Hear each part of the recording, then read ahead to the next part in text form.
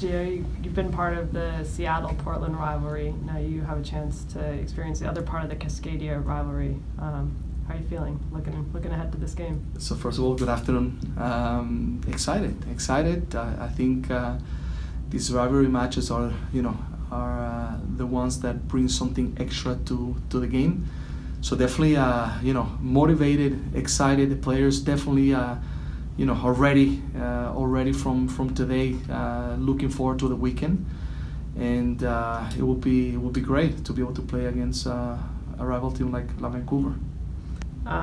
Mayor Paulson said yesterday on Twitter that there's an imminent move that's going to happen. There's a lot of rumors going out right now. Anything you can say about what we can expect from the rest of the transfer window from you guys?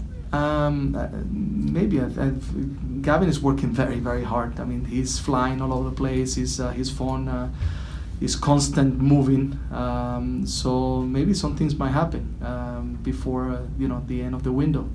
There are some interesting things that are there, and hopefully they're gonna come to fruition. And then just in terms of the Timbers without Audie now, how do you feel about the attacking depth as it stands right now? Adi is giving so much. I have to go back always to talk. He was actually, passing by today. He being in Portland, close to, I think everything that he feels for the club is still there, and now we have to move on. We have to be ready. We have, Armenteros, Asprilla, and potentially, we can improve as well and continue to grow. And I think that we have all the players that can play in that position. I think the good thing about the team is that guys are open to be able to adapt in different positions and give their best to what we need every weekend. Coach, you had a game this weekend where the team made a notable change late in the second half as to how they were approaching their opponent. Looking back on the performance, are you satisfied with the speed with which your staff and the players were able to adjust to the slightly different look that Coach Curtin gave you? I think that's normal for matches sometimes to take a turn to their own side, and then it's up to us to adjust and for the players to be able to adapt quickly to what we need to do in order to be able to recognize the things that we need to do better and then try to win a game, which is the main situation, and find ways of how the game is bringing things for us to get the result that we need. I think at the beginning the ball movement wasn't quick enough for us. I think there were some things that could have been better, but also that gave us the chance for us to be able to settle, understand better the challenges that they were presenting at that moment, and then improve from that moment to go forward. I think the most important part is that as much as the team had the ball and they had good moments against us, Philadelphia didn't have that many chances the first half. I think the better chances that they had were two in the second half when we were already playing higher, pressuring. I don't recall too many times that they exposed us. Yes, they have the better play in the first half, but I think the important part is that in those moments that we're not playing exactly the way we want, we're still strong, making sure that we don't concede, that we don't give opportunities. And then in the second half, and I will say from the 30th minute going forward, but especially after the second half, the team was much better. The lines were higher, we pressured, we found fluidity of play, we light up, and this happens in games. The important thing is that the players, whatever we said in halftime, they executed right away in the second half. Going into the game, you could have probably predicted that Coach Curtin was going to balance his priorities given the Open Cup semifinal on Wednesday, but that also makes it a little bit difficult for you to predict how exactly he would balance it. I think it would have been hard to predict that he was going to start both Jones and Craval in midfield and play his midfield in a different way. I disagree. I think that we could have predicted that. We expected that they were going to come with a different lineup. We did a lot of research and look around, and we almost got it right at the beginning before the game. And we knew that team was a difficult team because it's a team that works very hard. Cravale in the middle, Jones,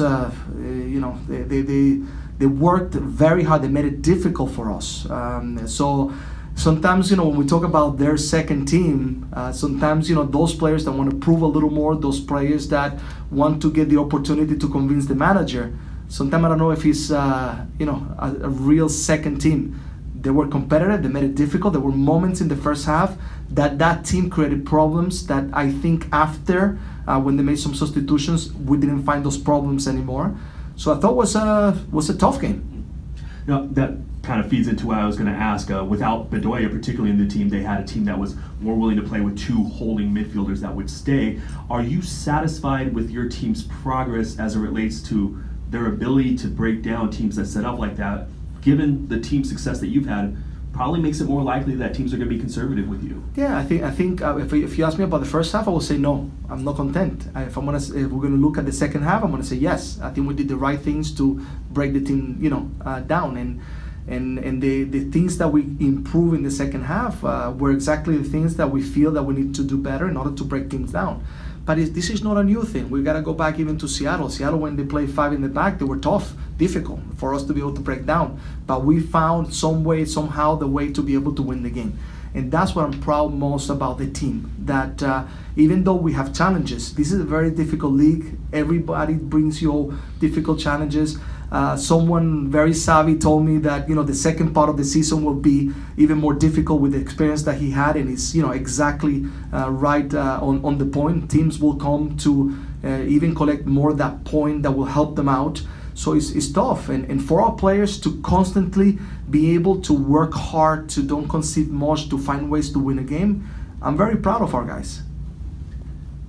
Jamie alluded to the fact that we are approaching the most intense part of this transfer window.